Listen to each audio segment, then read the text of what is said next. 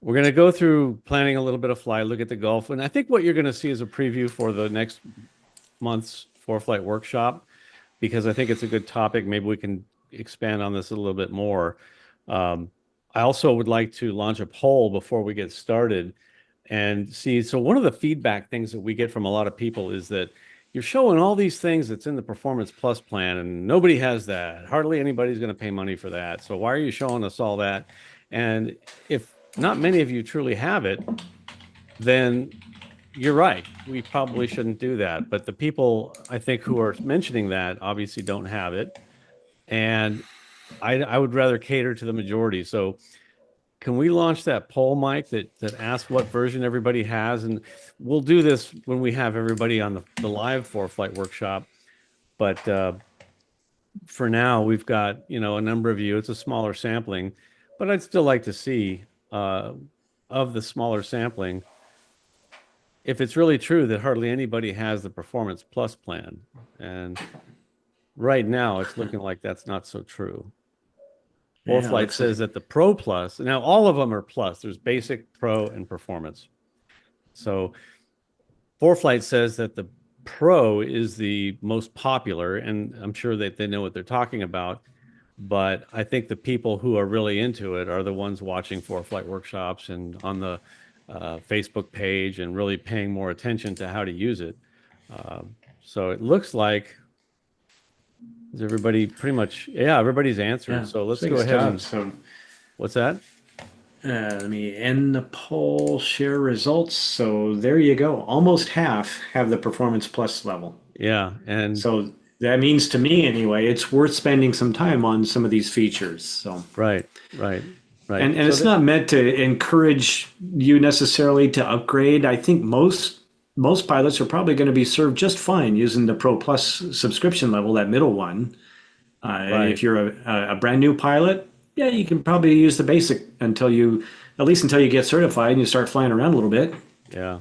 Maybe if you're an expert with Zoom and you think you can help with this a little bit, feel free to chime in and give us your contact info, and we'll, maybe use your help, because we certainly are not perfect about all of this. So this is straight Zoom. It's not using any of the web stuff that my son developed for us or any of our new format so much as it is just, hey, Bob. Hey. It's just straight Zoom with their new features. Now, the Zoom plan that I subscribe to is very expensive and it renews in June. So that's why, rather than try the old format, we're switching to this one. All that said, that's why we're doing these beta tests, and we'll move on to some content here so we can actually talk ForeFlight. But do appreciate your feedback. After this webinar, you'll get a link.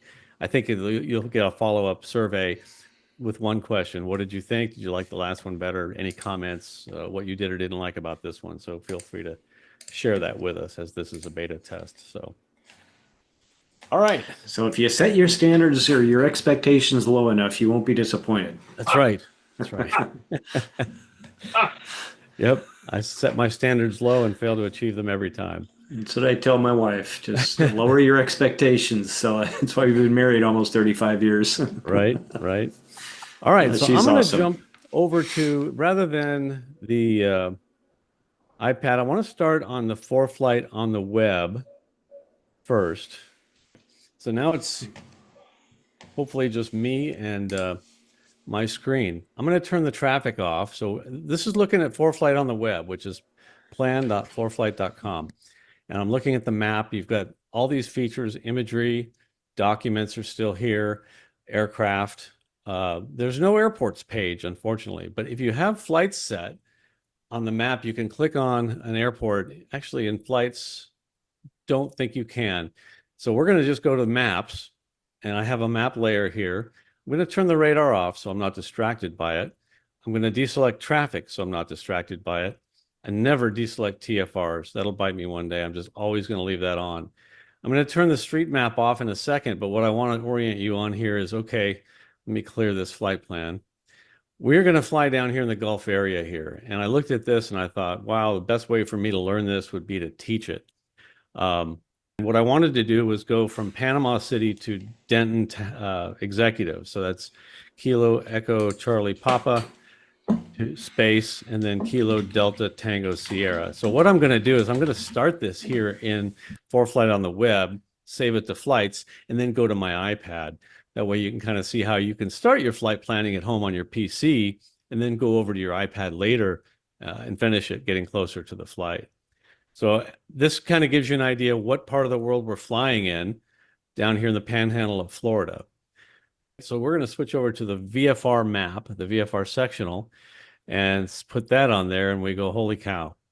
While I'm at it, I'm going to deselect street map. Now, I can't see the street map. It's underlying the sectional right now. Just as a matter of habit, I deselect what I'm not using because if I switch maps, it might show up later. So then I'm going to click out of it to make that menu go away. But as you look, didn't mean to do that. As you look in this area. And another thing about that, Brian, I think if you have layers selected, the iPad or the web is still taking processing power to calculate or compute that display. So it probably slows things down. So if you deactivate the things you're not using, it'll make it, I think it makes it a little bit quicker. Right. And I agree as well. So it is using processing power. Sometimes you'll see when you change the sectional, you'll watch little bits of it build slowly at a time. And I think that's what Mike is referring to, where you see the processing power is being eaten up by all the map layers. So I like to keep it clean, only use the map layers that I plan on using. I only have them selected.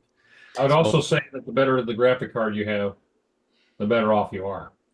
The better the graphics card, yeah, which I have a decent one, and I just built this new computer. Another reason we did this format, because I don't. And I think the same goes for the layers of data that you're putting on top of the map. If you've got a lot of stuff selected, it's going to spend a lot of processing time displaying that, especially on the aeronautical layer. Right. So good habit to do that, which I am going to turn the aeronautical layer on for a reason shortly. But when we look at planning this flight, the air to make this now, another issue we have is that when I put the iPad on, you're going to see it's kind of small. So I have created a full screen. You'll see that shortly. So going from here, from Panama City to Destin, you can see that we have a little bit of airspace going on. And this just looks like, what is all this? It looks a lot worse than it really is. But what am I flying over here? So when I depart Northwest Florida Beaches Airport here, the Delta airspace we leave, that's no big deal. We're talking the tower westbound, but here, didn't mean to do that. Watch where you move your mouse. So here's where we encounter a problem. Obviously, this blue hash line here is this restricted 2919A, 2919B, and it's from over here. It's the surface to unlimited in this area here. That's where the arrow is pointing. And then down here, we've got 8,500 unlimited. Well, we can get down here below 8,500 feet, so that shouldn't be a problem. Here's 8,500 unlimited. But I have this white airspace, this white part of the map here, and it refers to the Special Air Traffic Rule, Part 90, FAR Part 93. It's regulated by FAR, Eglin, Valparaiso Terminal Area, Florida. And this is for VFR or IFR. They have special conditions. They're also mentioning here that there's really high density jet traffic. Let me see if I can use the new screen I created with, is it me full screen? Yep, there we go. It's below 3,000 below is high density jet traffic. And it also says for Destin Eglin Air Force, Part 93 operations. Well, so there's an FAR there, Part 93. We really live in Part 91 and Part 61. And now we're talking about 93. When I see that, I always tend to think that doesn't apply to me because, well, I'm Part 61 and 91. That's me. What's Part 93? Well, if you fly in this airspace, it does apply. And I've taken the liberty to go to the regulations. And if we look at the regs and we look at Part 93, you can see there's some special regulations here. There's one for Anchorage. There's one for Niagara Falls. Then there's some general operating procedures for, look at that, Valparaiso, Florida terminal area. And this is the one we're talking about. Here's the one for the special flight rules in near Los Angeles, which Mike is very familiar with. I'm somewhat familiar with. But here's the one we're talking about, this Valparaiso, Florida. And this is the regulation right here. This gives you the boundaries of the north-south corridor and the east-west corridor. So there are two corridors there, and those corridors are depicted in white on the chart. If I go back here, you'll see this is the north-south, and here's the east-west. It kind of goes along the shoreline here. So what do we need to do? Well, you'll notice that these blue solid lines here, blue solid arrows, I'm sorry, you can see clearance required prior to entering north-south corridor. These are the hollow arrows here are the east-west corridor all along here. And those hollow arrows advise advisories required prior to operating within east-west corridor. And it tells you who to contact. Eglin on 132.1. Here you'd contact Eglin on 124.05. So the way I'm looking at this is like a class Bravo. This north-south is like a class Bravo. You need clearance to enter it. Clearance required prior to entering. And this is reiterating the regulation that I was just showing you. The east-west corridor, advisory is required prior to operating within. And what the reg says is that you need to have two-way radio communications. So you're getting advisories. So you need to be talking to air traffic control, Eglin on 132.1. So that's like class Delta and Charlie. Where the hollow arrow is. The solid arrow is like class Bravo. You need clearance to enter this north-south area. Now, where are they? It's kind of hard to see. So I thought we'd plan a flight here westbound. It's not so much about teaching how to fly to Eglin and Destin. I know there's people all over the world watching our workshops, but what I'm trying to show you here is how to get this information in ForeFlight. I want to show you how to get to the information that you need in ForeFlight. The regulations are in there. We obviously could look at that, but I want to look at this route in ForeFlight. Let's figure out how we're actually going to fly this. So first thing I'm going to do is I got the airplane set 6,500 feet, maybe is good. We'll see when we get there. The departure time you can set right here is going to be tomorrow at 8 a.m. We'll say I'm going to leave at tomorrow at 28th at. Why can't I change the time? What am I doing here wrong here, Mike? 28th. Do I type the time? I think you have to type it. 0800 CDT. I don't know. One error. It doesn't like the time. Time set is invalid. Just type 08. Yeah, it knows the time zone. So I just typed 0800. It knows where I am. So it figured that part out. No, it's still not there. I am going to send this to flights by pushing the button up here, send to flights up here on the top right.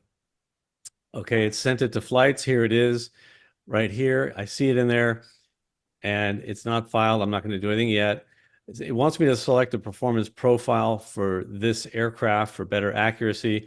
We'll come back to that. That's not really what I'm going to do right here. I want to do that on the iPad. So now that I've done this, I could share it, I could delete it, I could show it on the map again.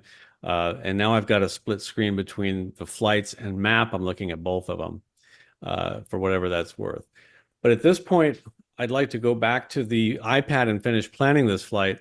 But before I do that, just because I don't want to switch back and forth a lot, I'm going to go ahead and show you that the FAA, which you'll see down here in this, let me go back to maps.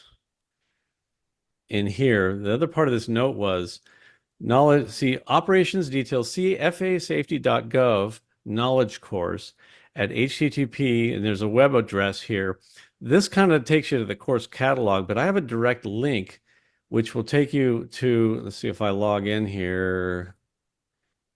I got logged out because of inactivity. It happens a lot. And then I have, can you guys post that chat? I put it in the outline, but what I'd like to do is get this web address. I'd like to show you that there's a course online. You can go to this to start with. I actually had to search for Eglin to see the course. If I tell you what, I'm just gonna, there it is. Thanks, Mike. So Mike just posted it in the chat, and I just clicked on that link and view your in progress. I started this one, so it may be here. Here it is. Destin Eglin Air Force Base, Part 93 operations, and you can continue this course because I've already started it. And here it is. It's just a 5-page with a review and an exam, and it's got some useful websites. And it also has, which I also shared a link to, Eglin Air Force Base has put out this document, which, well, they put that out, which is Eglin information. I'm just showing you can get a lot of information from, here it is, the pamphlet that they put out for flying out of this airport. So taking that course gives you links to all the special stuff. This is some advice about the airspace and a human form of telling you how to handle it and where the biggest errors are happening. So it's handy to know that sectional, on the sectional, I just closed it. Control Shift T will reopen the window you just closed. So in here, just knowing that the sectional is the go-to place, it actually tells you right here where to go learn it. This gets you close, but not exactly. So let's finish by going to the iPad. The course is there, the regulation is there, and that you can do that. So I'm going to go to the Flights tab, if I can find it. Tap on that. And up here, you can see the one that I sent. Oh, it's IFR. That's why that didn't work out. So here it is up on top. I'm going to click on that. And here's the flight that I saved on the computer flights. But it's at 8 a.m. tomorrow. So I'm going to send this to the map right now. That way I can go plan my route a little bit better, because obviously we can't do this direct route. So I'm going to send this flight to the map. So send to button, I'm going to click up here in the top right corner. I click on the send to, and that brings up a sub menu of choices to where I want to send it. I want to send it to the map. So I tap on map, and boom, it sends it to the map, and it automatically zooms into the appropriate level. Now, if I go to the VFR sectional, you can now see this. This is kind of tough to look at. I know that I've got this, I read the note, I took the training on this white area here, this white airspace here, that is the special air traffic rule area, special air traffic rule, or SATR, in here. So I want to get into that. And I'm going to talk to ECP Tower. I'll be talking to them, and they'll know where I'm going, and I'm sure they're going to hand me off to the correct departure control if I tell them where I'm going. But I'm going to put this VFR flag here as a fix right here where this flag is. So I'm going to drop my course there. Maybe I want to enter it down there. And I'm going to click on waypoints here so that that's what I'm seeing. And here's the Phillips Inlet is the name of that waypoint, that visual point. And it even says it right here, Phillips Inlet, VPLIP. Up here, I see Phillips Inlet, VPLIP. If I tap on this, it's going to add it to my route. So I tapped on it, and there it is, and it's added to my route. I can verify that by tapping on Flight Plan, and there it is right there. So I'm going from ECP Airport to Phillips Inlet to Denton Airport, or to Destin Airport. So is this the route I want to fly? It looks like it's taking me right along the shoreline. Is that okay?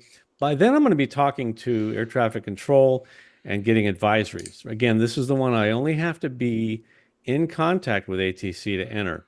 So there's a lot going on here. How can I use ForeFlight to see what is all this airspace? Before I show you that, I want to get over here, and I see another flag here. I'm going to try to, can't drag the map with that. I see this flag here, and I'm going to just maybe take the route over to that, and it's just called flag. There must be a flag there, and tap on that, and now it's added to my route. So I got Phillips Inlet to flag to Destin Airport, and I'll come to my favorite button right here, which is the 3 dots with the lines in between them, the zoom to route button. If I tap on that, it puts my entire route on the map. And now I want to use the aeronautical layer to show you basically what airspace we can see where we're flying. So I'm going to turn on the aeronautical map and turn off that messy sectional and say, oh, look at that. Okay, I see it. Now, the first time I enter airspace is over here when I cross this line here.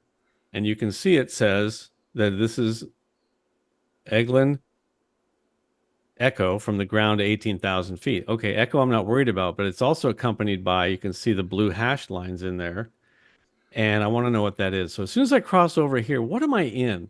I'm just going to tap and hold right here, and then release my mouse or release my tap and come down here, and I'm going to hit all. That way it shows me all the airspace up top. So all the airspace that is from the ground up, from this point that I tapped, let me get rid of the flight plan here to clear this up, is is shown here. So first of all, there's the point that I tapped, and it's the green spot right here. Then I go down to airspace, and it's all these are the airspace. If you went from the ground up, those are all the airspaces, starting with restricted area, 2914 Bravo. When I tap on it, it highlights that airspace. Well, that's it, 2914 Bravo from 8,500 MSL and above. Do I care about that if I'm at 6,500 feet? No. What else have I got? Valparaiso East-West Corridor, eastern half. If I tap that, that's the surface to 8,500 feet. This is that corridor we're talking about. It's the white area on the sectional. Let me put the sectional back on. And then I'll clear the green shading. And that's the white area that we're talking about. That is the east-west corridor that goes through. It actually goes through an MOA and below a restricted area. But that's where they want VFR traffic to fly, and they want you talking to air traffic control. So if I clear up the sectional, go back to here, tap and hold. Let's see what other airspace we've got. Tap and hold. All. Here's the airspaces. So there's the east-west corridor. Here's the Valparaiso terminal area. Looks very similar. It shifts a little bit, but this is the surface to 8,500 feet. What is that? What's the difference between that and the east-west corridor? Well, you can see here the shading here. There's the shading. It's just a different area here. And let's look at the sectional now. What happens there on the sectional? This is nuts. You guys know the difference between the east-west corridor and the terminal area? I don't. So click on the details there. So I'll click on details for the terminal area, and it's a special rules area from surface to 8,500 feet. If I go back to the corridor and hit details, it's an unspecified area. It's just I guess what they're calling the corridor and what is depicted on the map. But according to, ForeFlight, how they're reading the sectional, it's that white area. It's an unspecified special use airspace. So that's all that is. So they're kind of the same thing in my mind, but the Eglin EMOA. So here's the MOA, the entire MOA, and that corridor is going through the MOA. So we can see that. If we're flying VFR, can you go in an MOA without talking to anybody? Absolutely. But bear in mind, a lot of military activity, especially like it says right here, could be happening.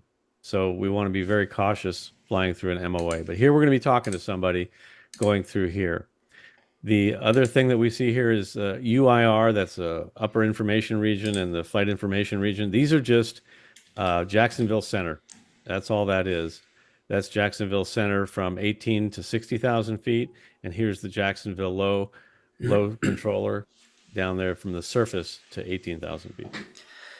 Comment? So an ongoing debate question that I've run across is, what's the difference between an FIR and a UIR? Class alpha airspace. Well, do you know the answer?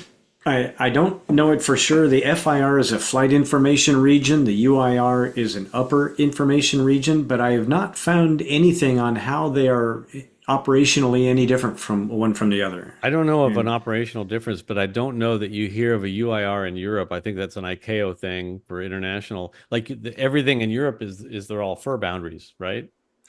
Right, and I see this across the North Pacific in a lot of places. There's some areas over Alaska where at one point we're in an FIR, and another point we're in a UIR, and I even check airmen. I'm down for training. I said, "What's the difference?" And I haven't gotten an answer. We don't know. It probably doesn't matter.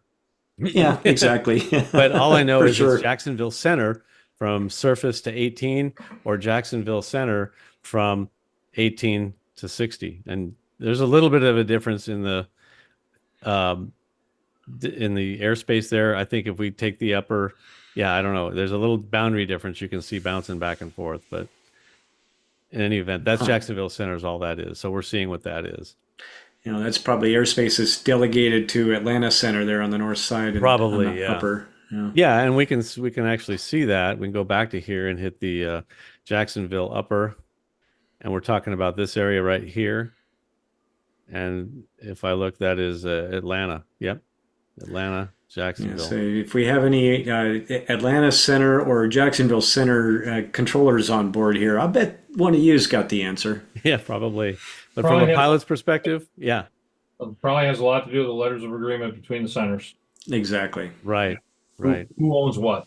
Yeah, it's a turf war. So while you're zoomed in on that route there, Brian, go to your gear setting and turn on the operational notes. Okay, so This is a common question we get a lot. What are these little ball notes that show up on our route of flight? yes, a lot of people ask that, and you see it all over the Facebook page as well. Yep. So turn on the operational notes. Yep, right there. Yeah. So So now you get, as you leave you ECP, you get a 1. That's the first kind of airspace you enter into. And you can just tap on that, and it'll tell you what's going on with that kind of airspace. yeah. So Jacksonville. Well, no, that's operational Yeah, notes that's right here. CPDLC services are available with log on in Jacksonville. If you right. log But on to now tap on the communications details just up halfway down that menu. So here's all the frequencies that are in Jacksonville Center that might be a way to contact that facility. right. So, and go back, and there was another thing below that. Cruise tables. Yeah, so this is fairly standard as Yeah. different airspace has different vertical separation requirements, and that's what's in there. Yeah, So, to but me, if you the tap ball on the notes- 2 now, you'll Yeah, see that the 2 is the details for this next chunk of airspace. Yeah, this tells you you're entering the Valparaiso terminal area, special traffic rule before and during operation, and you can read it right there yourself. But that's what the ball note is. You're entering different kinds of airspace. And a lot of people are like, what is this? Why did this show up? Well, you can turn that off, or you can click on it and see what it's trying to tell you. If you're VFR, you may or may not want to know. It may be like in this case, you need to know because you need to communicate with them. I think there was a 3 over here as well while we're at it. Yep.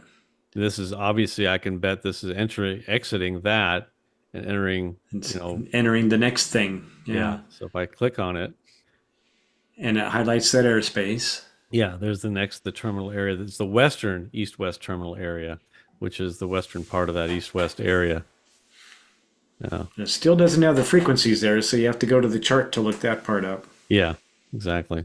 Now, if you were to click and hold in this area here and click on this corridor, then go to details, I thought it would give the frequency here, but I guess not.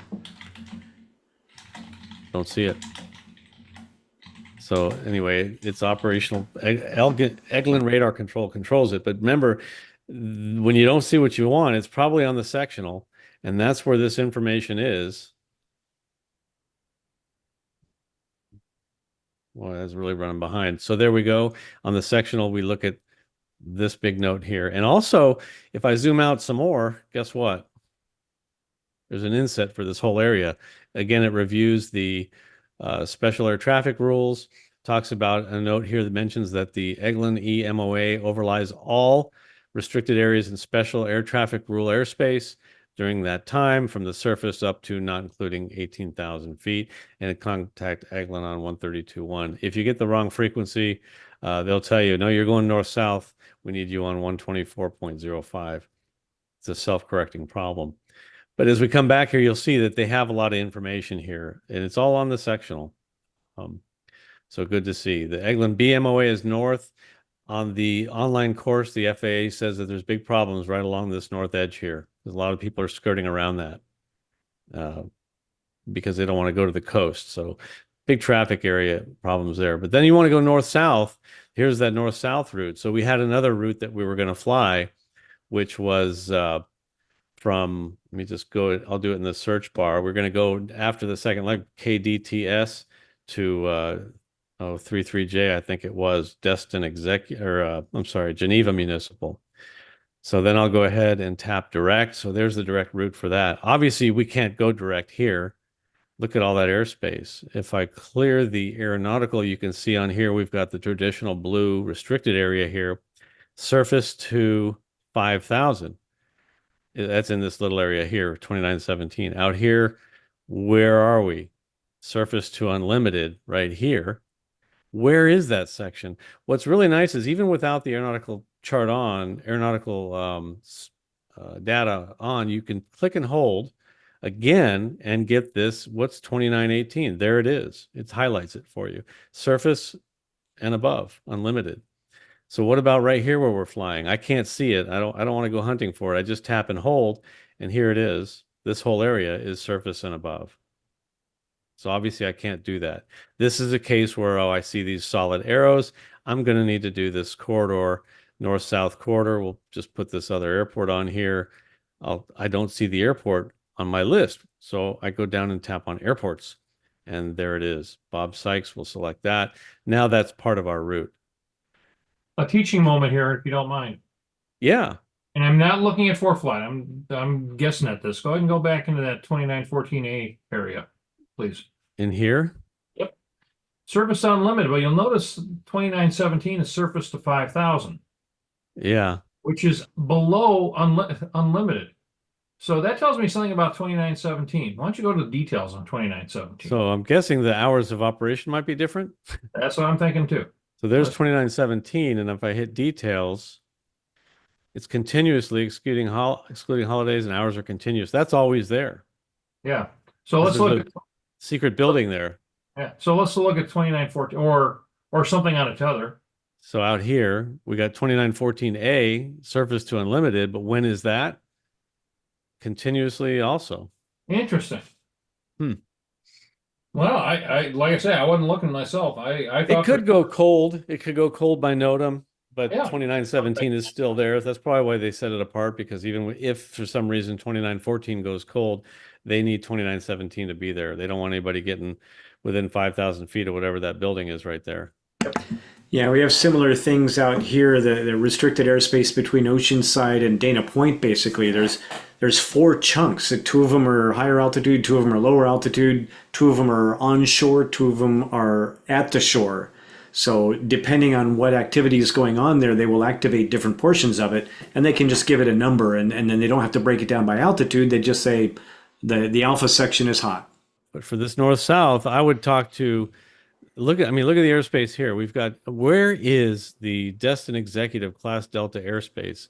To use ForeFlight to see that, again, tap and hold, and you've got Destin Executive Class D, surface to 1600. I tap it, and there it is, which coincides with those dashed lines that we saw, that the Destin Executive Class D is only right here. So I think you've got that basically here. I'm going to tap and hold in the Valparaiso area, and I can see their terminal area. That is the special use airspace. The Eglin Air Force Base Delta, interestingly, surface to 2600 is this whole thing. Wow, that's weird. It is weird. The Destin uses a small portion of it, which is right here. Oh, only up to 16. The Valparaiso, it goes from 16 up to 2600 in that. In the wedge, yeah. And yeah, Destin sits underneath it. Okay, that's weird. It is weird, yeah. But you can see that 2600 is showing tops here and tops here. So this is just a way that ForeFlight can help you parse out what this airspace is doing. And then, of course, just north of that, we've got Duke Field here as well. Eglin, I think it's an auxiliary. That's their Class Delta airspace right there. Anyway, that is pretty much what I was going to talk about and show here. There's a lot going on here. I just want to show the advantages of using the aeronautical chart instead of the sectional, because it's just simpler to read. Is there a helicopter chart here? I don't know. If I put helicopter Gulf VFR, look at that. That sometimes is helpful. In this case, not to me. That's a lot of helicopter information that I just don't know if. Let me take that off. Those look like grid square IDs over IFR, there. yeah, U.S. helicopter. So there's all the helicopter charts in the U.S. There's not one here, but they do have that Gulf, which is a special VFR. I mean, somebody who flies people out to the oil rigs on helicopters is probably very familiar with this. Yeah, I'll bet they are. Yeah, there's a Gulf helicopter IFR. Anyway, I'm going to go back to here, IFR chart. That's where we were on that. That's all I really wanted to show on this. It's just kind of an intro. We might get more depth later. Mike, did you want to jump into the aeronautical, I'm sorry, the weight and balance, Yeah, we had a couple of questions about airplane setup. We had a gentleman write us who had a P210, very nice airplane, by the way. I used to be checked out on a 135 certificate in a P210 back in the day. Loved flying it. It was great. But I'm not quite sure I understood the whole question. When you go through the setup on this particular airplane, it goes through a bit of a Q&A thing where it will ask about your airplane, your tail number, and some other details. And if you have if you're pulling from an airplane or an airplane type that ForeFlight has in their database, it will upload or automatically fill in a lot of data for you. So this particular P210, the question was about apparently takeoff weight. And when I selected this airplane, these are the weight units that it got for me. I got a basic empty weight here, max zero fuel weight here. I'll come back to that in a second. We got a max ramp weight and a max takeoff weight and a max landing weight of 3,800. So the person wrote, let me move this over to the side here. He said, my aircraft is not listed in the profile as 1980 Cessna P210N. How can I force the profile? It's a 4,000 pound takeoff. So I don't know if this person is in the crowd here tonight, but if you got a number here that you don't like, you can just come right in here and you can change it. Let's say all of a sudden we installed vortex generators or something. I don't know, I'll just pick something. And we can change it. It says, so according to this POH, it's got a max of 4,000 pounds. So you have to contact ForeFlight if you need to make a change to this, because it's an aircraft ID that ForeFlight already knows about. So to modify that, it's not quite, but very nearly an act of Congress, probably, if you have some STC installed or what have you. So if you had something else, you could probably, as you're setting up the profile, tell it not to use the default profile and make your own. That may be something you can do. This airplane, I don't believe it actually has a maximum zero fuel weight that's defined. So you should be able just to delete this and it should save it. So now it's not going to complain if you're exceeding your max zero fuel weight. Now, what this just means is everything above that weight has to be fuel.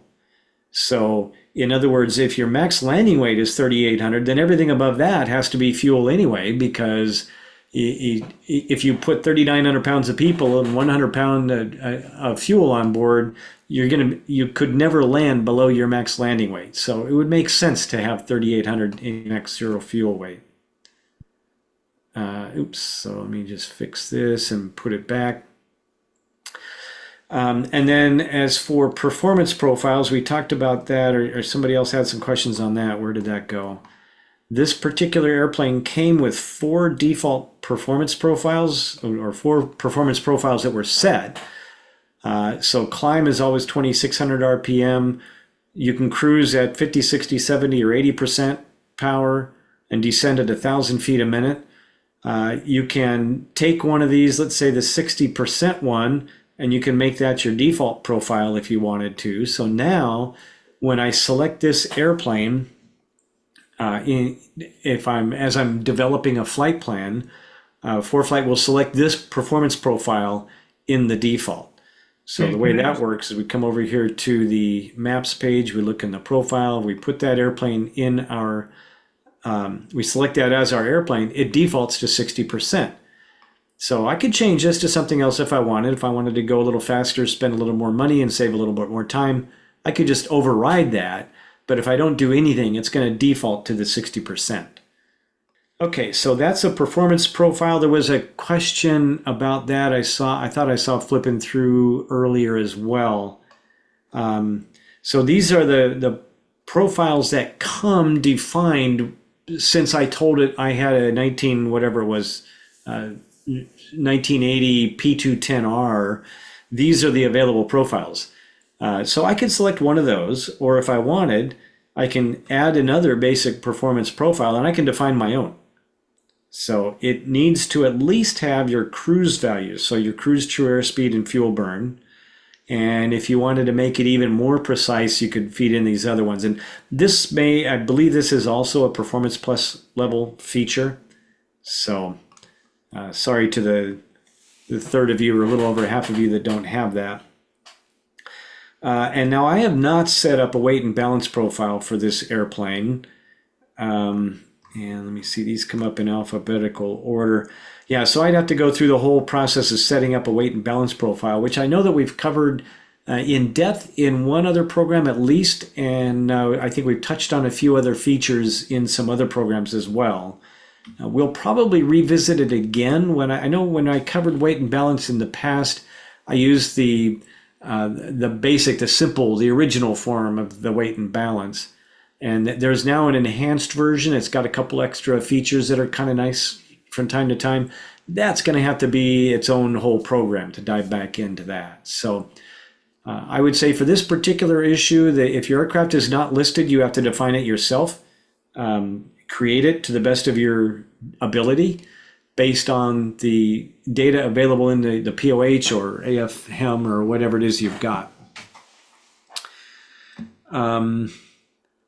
Let's see, and real quickly now, a completely separate issue here. Last one that Brian wasn't here for, I talked in great detail about the PDC. We just touch on that a little bit because we had a ton of questions on that. Look at that, I fly my airplanes so seldom lately, it's not even in the recently used airplanes. But you can see that I have PDC marked by this airplane. I can obtain my ATC clearances, my IFR clearances over PDC automatically via a text message. Very cool feature. Yep. And I showed you last month how to sign up for that and enable that feature. It's a process, takes a week or so to get that. So the question came in, if I have filed a flight plan and I get my clearance via PDC, how do I let ATC know that I've got this? And the answer is you just call ground control and you tell them you got your clearance, you're ready to taxi. And if you're squawking the correct code, then they'll know it. And you could tell them if you want that you got it via PDC. But we were doing this at the airline. We used PDC before CPDLC came into being, and we transferred over. We just switched everything and started using CPDLC. Let me see. Where was this? Okay. Here we have our clearance delivery PDC activated. I did get a question that said if you wanted to deactivate it, for instance, I was working with a client last week who bought a new airplane to him, and when I entered this data for his new airplane, I put it in up here, and presto, look at that. It comes with PDC already enabled. The problem here is this is registered to the previous owner. So now this new owner, if he files an IFR flight plan, the old owner is going to get the clearance. That doesn't do anybody any good. So he's going to have to deactivate it from the old owner and then reactivate it with his account, his information. So what you would do is click on this, contact ForeFlight support. It brings you over here to a web page, which I think you just put your name, email, and stuff in here and say, I just bought this new airplane with somebody else has PDC activated, just deactivate it. So hopefully that is two of those questions real quick. What else we got, Brian? Here's a good one. When I did the last week or 2 weeks ago, we did some in-flight activity, and I talked briefly about recording the flight. And somebody, I know I saw a message, an email from somebody who said they didn't have this record button on their map screen in ForeFlight over here in the lower left side. So if you don't have that, you can come up here to your gear setting. You got to turn it on. Scroll down a little bit here. And we have a track. Sorry, go ahead. Keep going. You have this track log record button. You turn that on and off, and that button goes away. So another aspect of this was somebody said, well, doesn't it automatically record? So let me just see. We've got under in settings, if you do a search, just search for track log. So we have our track log section here. So we can turn the control on and off or make it available or not available, flipping this switch. We also have the enable auto start stop. So what this does is it allows, or it tells ForeFlight to start recording once your speed gets up to some speed, 30 knots or something like that. And it will automatically record. And it will backtrack to a few minutes before you taxi, because when I was commuting between St. Louis and Omaha, every once in a while I'd see a little bit of the track out on the Interesting. Out on the highway to the terminal if I was cutting it really close. Yeah, and what I found is if I was using ForeFlight and I had this feature turned on, I would drive home from the airport and I would have that added onto my my route as a part of my flight. And I don't see a way in ForeFlight to trim the track logs down to what really matters. So for my money, generally I have this enable auto start stop. I have that turned off and I manually record the flight myself. So that way I know that I get exactly what I want. And part of my process is I come into the run-up area. I've completed my run-up checklists. Everything's good to go. Usually as I leave the run-up area, I'll turn on this recorder here and start it recording. And then when I clear the runway after my last landing, I click it again and have it stop the recording. So I prefer to manually drive that operation. See, I tie it to oil pressure checked after engine start. I hit record. That means I checked my oil pressure after I started the engine, because I want it recording all the time that I'm going to log in my book. And you can log the block time, which is whenever, I guess technically the first time the airplane moves under its own power. But other people believe that once the Hobbs is turning, they're entitled to log the time. But the other thing I do is I will stop it when I confirm that mags master mixture are off. Mags master mixture, the 3Ms, then I'll stop recording. So I kind of tie it to those things, and when I have actions tied together, I tend to not forget them. And for me, because the way I'm wired, I use a different. Sorry, ForeFlight users who like it. I don't use their logbook. I use another logbook app where I do exactly what you just said, Brian. Yeah. Engine start to engine stop. So for me, it's okay. Just run the silly thing. Let it run. And every once in a while, at bigger airports, you'll see me walking through the airport. So it's okay. My technique is when I yell clear, that's when I click to start. Yeah. And then at the end, I do mixture master mags. So slightly ordered because I want to pull the mixture first. That's the first thing I want to do. I don't want to turn the mags off first. Yeah, that's not my to-do list. It's my checklist. So yeah, you're right. You would want to do the mixture first. It just sounds better in my head. Mags, master mixture. Yeah, and they generally, well, no, you usually have master mags mixture. Yeah, it's the check I do with my feet on the ground and my head in the door. Mags, master mixture. Okay, not your feet on the ground and the head in your right. Yeah. That's I don't do any checklist when it's there, because everything sounds muffled and it smells really bad. I can't think straight. Yeah, but the point is basically I would recommend, my suggestion would be that you develop your own technique to use to manually trigger these things and take control of it yourself. Be a pilot. Yeah. Yeah. Someone also asked, let's see if I can go. Sorry, this is doing all this while, is this the three of us? I think it is. Someone asked, ForeFlight seems to update just before I'm ready to use the app. Yeah, when you turn the app on, that's when it says, boom, hey, guess what? Here's an update. Do you want to learn about it? No, I don't want to learn about it. I want to go fly. I want to go flying. I want to learn about it later. So they asked, can you actually, I have to press the got it button for the new features. Is there a way to see what's new at a later time? Yeah, so it's on their website. But what I do when that happens is I go ahead and I tap on, yes, I want to learn more information, and it will go open that website in your browser. Then go back to ForeFlight and tap on got it, but you've got it left open in the ForeFlight in the browser in the meantime. And if you go to your browser, I think if you just go to, let's see, where is it? ForeFlight.com.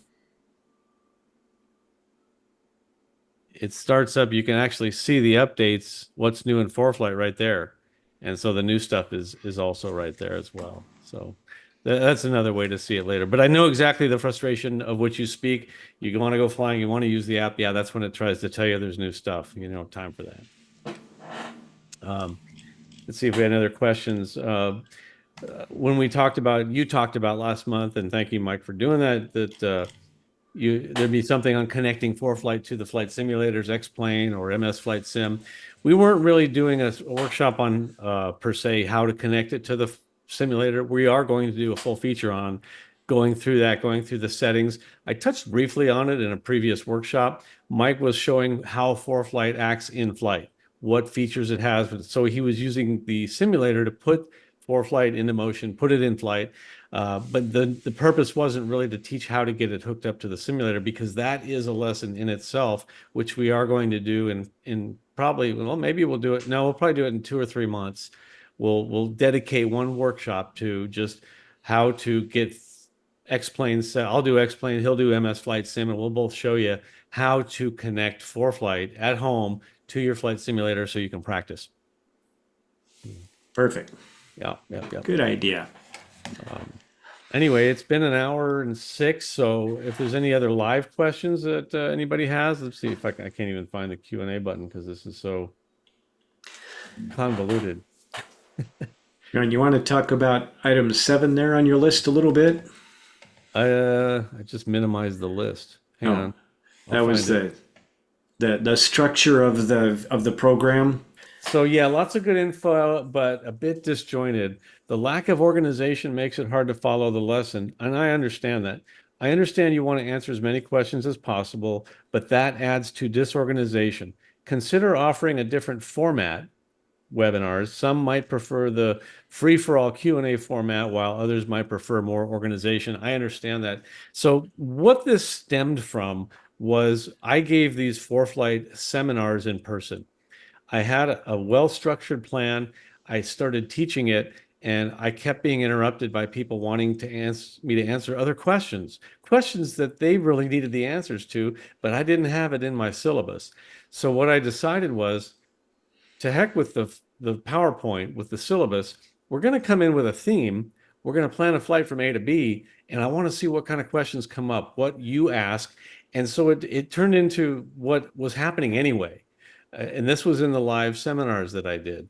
So this is what was happening, is people kept asking questions, and they found it more beneficial to them if I was kind of seeing what came up, answered their questions. The pace was a little bit better instead of me just reading through PowerPoint slides or going through the things that I thought you wanted to learn. I understand that it seems a little bit more convoluted, but that's why it's a workshop and not a seminar, or in this case, webinar. This is not a webinar. The plan was to do these workshops so that we start doing something. We kind of put a skeleton on it, but the meat really comes from you guys, what you want to see, the questions you're asking, and we're trying to adapt to that. I will say it's difficult. At times, it's not easy to do that. And I know that from your perspective, it can seem a bit convoluted or all over the place. But we're trying to answer people's questions. And so for that, I'm sorry. It is not organized like a class, and it is not purported to be a class or a lesson. It's a workshop. So that's kind of why we do that. And for the most part, we get good feedback, but I understand that sometimes it seems like we're all over the place. We will try to keep it down a track. And I've done the same thing. It's basically the difference between having a script and an outline. And for instance, a month or 2 ago, I taught an all-day class on ForeFlight. It was 6 hours in a classroom. And I had about, maybe it was 3.5 pages of notes for that entire thing. It was not a 6-hour script. And so I knew I wanted to go in this direction and that direction. And just as Brian said, respond to the dynamic in the room and the pilot skill level and interest level, familiarity level, all that stuff comes into play.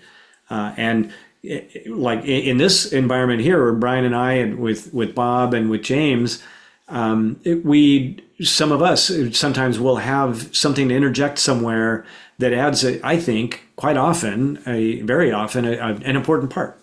So we don't want to script that out. We want to make room for that to happen, for that dynamic to occur. Yeah, and I'm sorry, Mike. I kept interrupting you. I apologize, but I'm just as excited by this as you guys are. And it comes down to, think of this as a ground school with 2,700 people. Yeah. I mean, there's no other way to say it. And hopefully the questions are such that we answer most people's questions. Now, the only difficulty I see is the fact that we've got 3 different levels of ForeFlight in play all the time. Yeah. It's a little frustrating for some people. Yep, I get it. We're trying to spread the love on the different features for sure.